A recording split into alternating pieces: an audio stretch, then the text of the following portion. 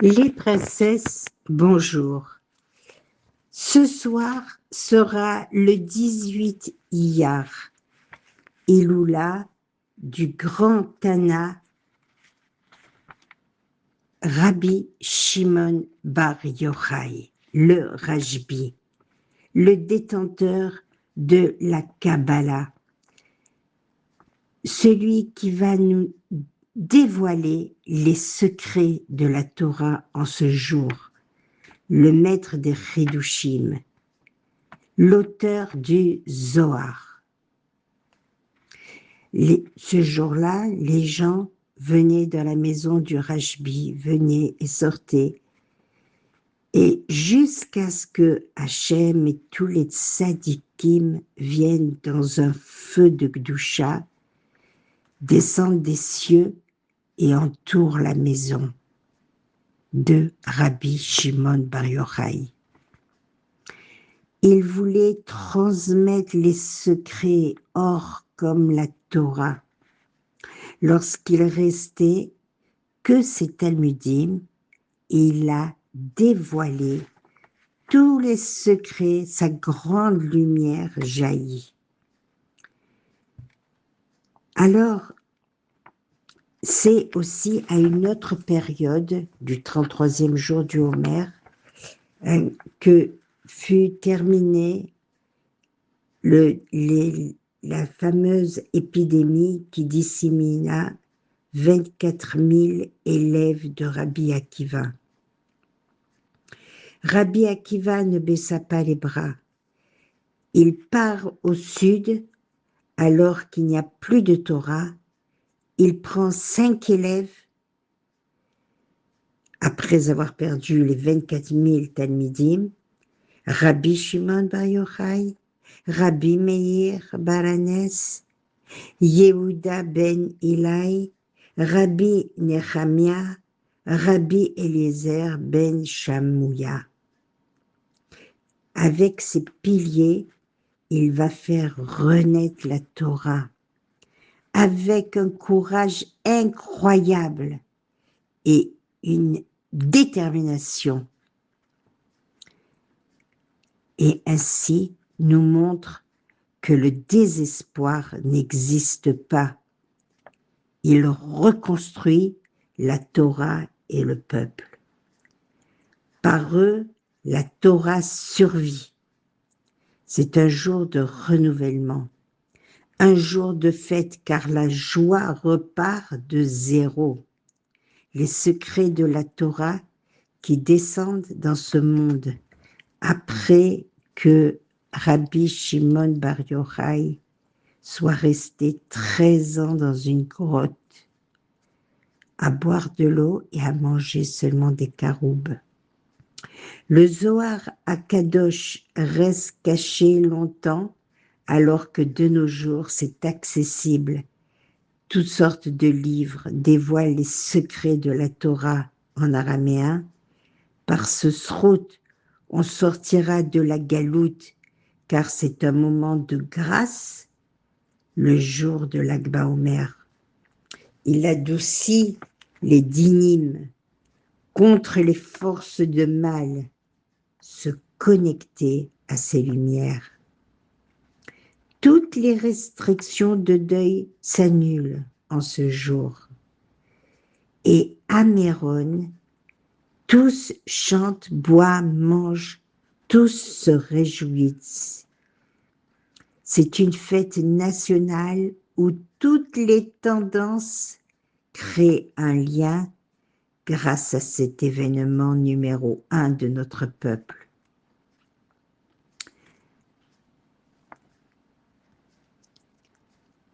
Alors, pour les mitzvot, évidemment, les forces du mal se mettent en forme et empêchent le dévoilement de cet événement. C'est pour cette raison que, une fois de plus, pour la 5e fois, je crois, l'événement est de nouveau annulé sur le site. Pour nous empêcher de faire les mitzvot, donc à nous de lutter pour y arriver, faire un effort pour le tzaddik. On élève le tzaddik qui intercède en notre faveur, Bezrat Hashem. Le Harizal venait 3 jours avant avec toute sa famille, où il coupait d'ailleurs, il faisait la première coupe de cheveux à ses fils. Et ainsi, avec tous ses élèves, il faisait des repas de fête. C'est un jour de joie à la volonté de Rabbi Shimon Bar Yochai. C'est une ordonnance de ne pas être triste.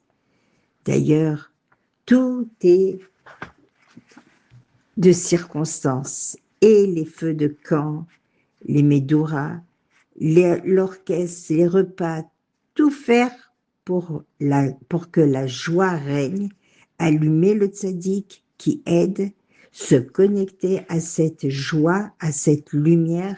Chacun peut innover, créer une atmosphère de joie, d'élévation, de lumière, et il y aura des yeshuot dans tous les domaines, Bezrat Hashem. Rappel, l'arc-en-ciel n'est jamais sorti pendant la vie de Rabbi Shimon Bar Yochai, et les gens font la première coupe de cheveux à leur fils, alors que les hommes ne couperont les cheveux qu'à partir du 34e jour du Homer. Il y en a même qui continueront jusqu'à Shavuot. On ne fera pas de Tachanoun dès la veille, c'est-à-dire dès cet après-midi, et il y en a,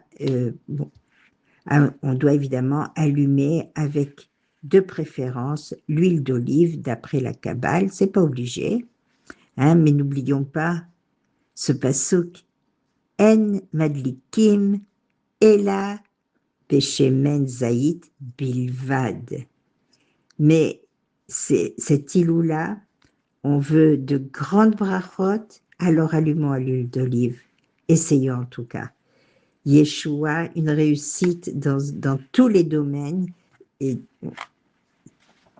c'est pourquoi on allume à l'huile d'olive. Alors que l'on voie de grandissime, c'est le jour où il faut prier, demander, implorer, Bisrout Rabbi Shimon Bar Yochai, faire 3 pérèques de Teilim, 3 Teilim, 3 psaumes. Et on dit bien que beaucoup de lumière chasse beaucoup d'obscurité. C'est ce qu'apporte l'Agba Omer, se concentrer entre les jours, ce contraste entre les jours du Homer, les jours de deuil, et l'Agba Omer, où c'est l'euphorie. Chaque instant porte une lumière. Dès la nuit, les Médouras s'allument de partout dans le pays. La lumière ne disparaît jamais et illumine la nuit. Il y en a qui sont sur le site quelques jours avant l'événement, qui réunit comme Lev et Had, tout le Ham Israël, toutes tendances confondues, dans des chants, des danses et des séoudotes. Juste un petit mot, Yochai, le père de Rabbi Shimon Bar Yochai, était un noble du Shevet de Yehuda, riche et érudit en Torah, et Sarah, sa maman, était stérile. Ils étaient stériles. Les téphilotes de Sarah et les larmes abondantes ont brisé le décret, et Yochai rêve le soir de Rosh Hashanah au IIe siècle, sous la domination romaine, le Beth Amikdash détruit. Ce rêve va dévoiler qu'ils auront un fils qui illuminera Israël par sa sagesse, un géant en Torah formé par Rabban Gabriel et son guide Rabbi Akiva. Que son srout, que le mérite de ce Tana, de ce Gadol, soit une protection pour tout âme Israël, et place à la fête du Tana Rabbi Shimon Bar Yochai avec tous ses chants, Bar Yochai, Nimsharta Ashrecha. Très bonne fête, les princesses, que Hachem exauce toutes vos demandes.